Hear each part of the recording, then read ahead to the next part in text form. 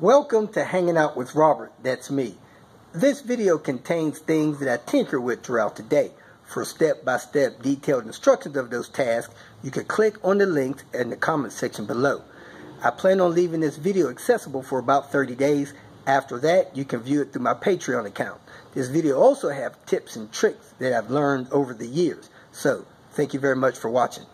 Today again with Panther, trying to see if I can get this data cable to connect with this software. This thing is not wanting to show a connection. Over the past few days, I know it works because it did flash a tune. So I'm got the computer hooked up. I got the software open. I'm gonna turn the car on and see if this thing connects. Alright, here we go. The ignition is on run. I'm gonna click the double arrows. It says connecting. Normally it connects within 10 seconds. It is not connecting. So I'm gonna give this a couple more minutes. If this doesn't connect in the next 30 seconds or so, I'm going to restart the computer with the car on. See if it connects that way. Okay, with the car running, the cable plugged in, I restarted the computer and it connected fine. So I'm going to go out to the interstate to do a data log run. Drove to what I believe is a safe location to do my data log run for my second tune. Actually third tune, maybe fourth or fifth. Anyway, I'm going to activate the software when I get on the highway. It is connected, as you see there.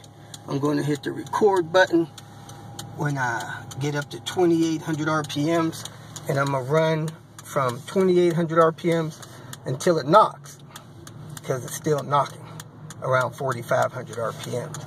And then save that file, send it to VAST, let them send me another tune. Hopefully we'll get this resolved and get a final tune on here where it doesn't knock. Software, I'm gonna get up here in third gear. Second.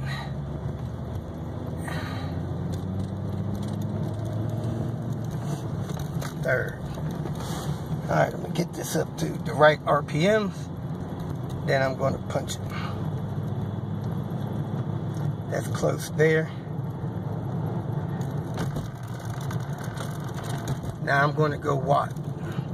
And you'll see when it goes knock, because you'll see the check engine light flashing. 10 pounds.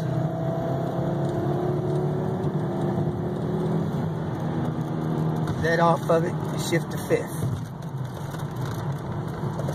Save this file and send it to him. Boost it knock. So right now I'm at about 3500 RPMs. I'm gonna try to record this boost. See when it knocks and I come off of it.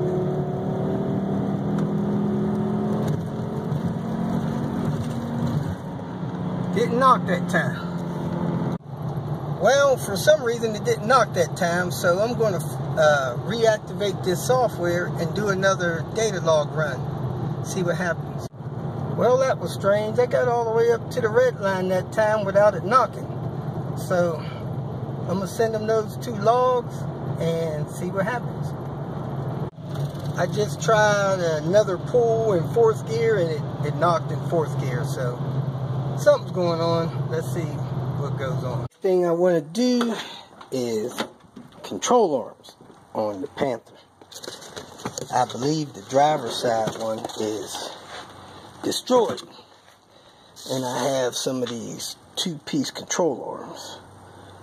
I think I pressed them in properly. Maybe I should do this down at the shop in case they're not aligned right. I could align them right and get them installed. Yeah, let me head down to the shop with this mess. Piece control arm. I thought this one was bad, but it doesn't seem to have any movement. Maybe the ball joint, or maybe the other one. Let me grab it with two hands. I thought that was a loose one, but that one seems tight still. I got these in place. I'm gonna put the ball joint up and in place, and then I'm gonna load this because it needs to be jacked up. So let me get this in place and load it and tighten it. All done, and double check the torque on the wheel. So I have the two-piece control arms back on the Panther. Video, I'm going to be replacing the starter in this Trans Am GTA. It's on the passenger side. Better to go in from under the front of the car and get to it that way. You got a gang of wires hooked up here and a few wires there, and then it's got two bolts in the bottom of it. They look like they're about 14 millimeter. First thing I'm going to do is disconnect the ground on the battery. That looks like somebody has stripped out. And then get down there, disconnect the wires off the starter, swap it out. It doesn't catch a lot of times when it's cold. I'm assuming it's a starter and not something with low battery power. Right inside the passenger wheel, you look up here, there's the back of the starter wires. Then you got two 14 millimeter bolts on the starter. You got one there and one on the other side of the pipe up there. So I would recommend taking these wires loose first. Don't get them mixed up because you'll have a mess on your hand. And looks like you got two on this big lug that I thought was 13, but it's 14 millimeter. I actually got a few on there. And then you got a little screw over there with some wires on that. So let me take this group of big wires off first and then get the little one. Okay, to get the starter out from the hole it was in, you had to take the exhaust loose from the... you got there? A photo? Oh. I'm just filming. You had to take the exhaust loose from both sides of the engine. The downpipe hooked into the tailpipe, two bolts on each side.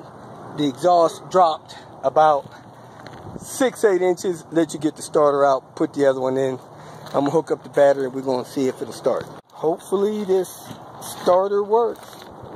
You're gonna fire it up and back it off, and just back up so I can get my tools from under there. Okay. All right, go ahead.